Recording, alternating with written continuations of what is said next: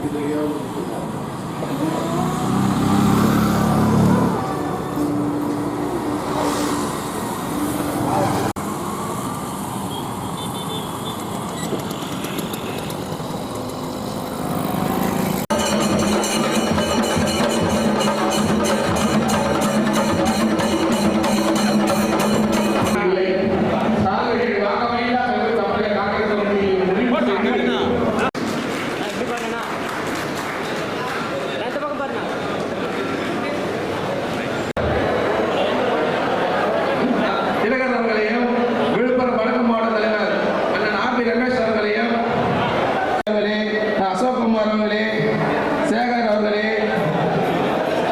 தந்தை எம்.எம். சுப்பிரமணிய அவர்களே, ராமலிங்கம் அவர்களே,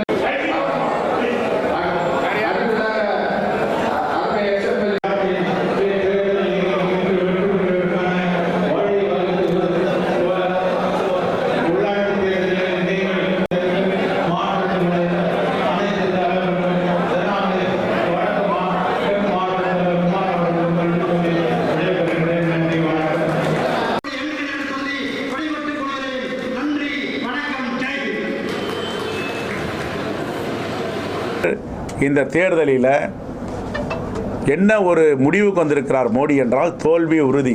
கலவரத்தை ஏற்படுத்த முடியுமா? பிரச்சனையை இந்தியாவுக்குள் ஏதாவது விஷ விதையை தூவ முடியுமா என்ற பிரச்சனைகள் தான். எருமாடு அரசியல் பேசினார், தாலி அரசியல் பேசினார், பாகிஸ்தான் அரசியல் பேசினார், ராமர் கோவில் அரசியல் பேசினார், அதானி அரசியல் பேசுகிறார், எல்லா அரசியலும் பேசிட்டு வர்றார். இதுக்கெல்லாம் என்ன காரணம்? ஒரு வீடு 2 ரூம் இருக்குன்னா ஒரு ரூம் வந்து இன்னொருத்தர் எடுத்துகிட்டு போயிடுவாங்கலாம் பேசினார். என்ன காரணம்? உச்சத்தில் இருக்கார். எதை தின்னால் பித்தன் தெளியன் மோடிக்கு தெரியல, அமித்ஷாவுக்கு தெரியல, ஒளரி குட்டி கொண்டு இருக்கிறார்கள். ஆகவே தோல்வி என்பது உறுதி.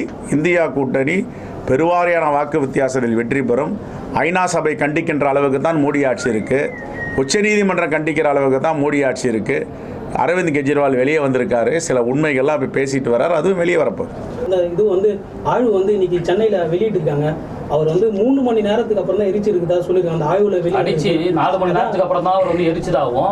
அதுக்கு முன்னே அவர் வந்து அந்த போஸ்ட்மார்ட்டம் ரிப்போர்ட்ல 4 மணி நேரத்துக்கு முன்னே அவர் கடுமையாக தாக்குறது அந்த போஸ்ட்மார்ட்டம் ரிப்போர்ட்ல வந்திருக்கு.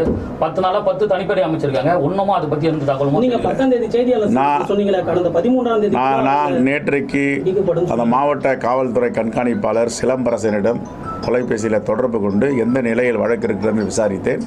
அவர் சொன்னார், சயின்டிஃபிக் இன்வெஸ்டிகேஷன் போயிட்டு இருக்கு, ஓரளவுக்கு எல்லாத்தையும் சேகரிச்சிருக்கோம். இந்த உடற்கூறு ஆய்வுடைய தகவல் எல்லாம் வந்திருக்கு, அதெல்லாம் நாங்கள் அனுப்பியிருக்கோம் அப்படின்னு சொல்லியிருக்காரு. இன்னும் ஓரிரு தினங்களில் கிட்ட நெருங்குவோம், ஒரு முடிவுக்கு வர்றதுக்கான வாய்ப்பு இல்லை. நல்லா துரிதமாக செயல் பண்ணுறாங்க, அதே நேரத்தில் தெளிவாக செயல்படுறாங்க. அவசர கதிகளை யாரையும் ஃபிக்ஸ் பண்ணக்கூடாது. இது வந்து ஒரு கொலை வழக்கு, யாராக இருந்தாலும் இதை விடக்கூடாதுன்றது தான். இப்போ 3 மணி நேரத்துக்கு முன்னாடி அதை சித்திரவதை பண்ணியிருக்கிறாங்க. 3 மணி நேரத்துக்கு பிறகு எரிச்சுக்கிறாங்க. அதுக்கு பேர் என்ன? அதுக்கு பேர் என்ன? உறவினர்கள் மீது தான் குற்றம் சாட்டுறாங்க போலீசார். இல்லை, நம்ம வந்து இப்போ பத்திரிகையாளர் முன்னாடி ட்ரையல் நடத்த முடியாது, மீடியா ட்ரையல் பண்ணக்கூடாது, தப்பு. எங்களுக்கு மிகப்பெரிய பாதிப்பு, எங்களுக்கு மிகப்பெரிய இழப்பு காங்கிரஸ் இருக்கு. தமிழ்நாட்டில் வந்து என் மீது எத்தனை வழக்குகள் போட்டாலும் நான் பேசுவதை தடுத்து நிறுத்த முடியாதுன்னு பாஜக மாநில தலைவர் அண்ணாமலை சவால் விட்டுருக்காரு. அதை பற்றி கருத்து? மக்கள் அவரை பேசுறது நிறுத்திடுவாங்க, நாங்கள்லாம் பேச வேண்டியது. மக்கள் அவரை வந்து ரசிக்கலை. நான் கேட்குறேங்க, அவருக்கு தமிழன்னு சொல்கிறதுக்கு ஏதாவது ஒரு அருகதை இருக்கா? எனக்கு வந்து தமிழன், என் தமிழ்நாட்டையோ தமிழ் மக்களையோ யாராவது பேசினா ரத்தம் கொதிக்கணும். அவருக்கு அது மாதிரி இருக்கா?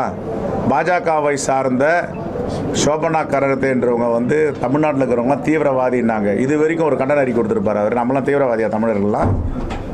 ராமேஸ்வரம் சிற்றுண்டி விடுதியில் குண்டு வைத்தவங்க தமிழர்கள், தமிழ்நாட்டை சார்ந்தவங்க தான் குண்டு வச்சாங்கன்றாங்க. அப்படின்னு நம்மளாம் தீவிரவாதியை குண்டு வைப்போங்களாமா? ஏன் ஒரு கண்டிப்பு சொல்லலை? இப்போ காவிரி வாட்டர் பிரச்சனை நாங்கள் கண்டிக்கிறோம்ல, எங்களுடைய உரிமை பாதுகாக்கப்பட வேண்டும். தமிழ்நாட்டு விவசாயிகள் வேளாண்மை குடிமை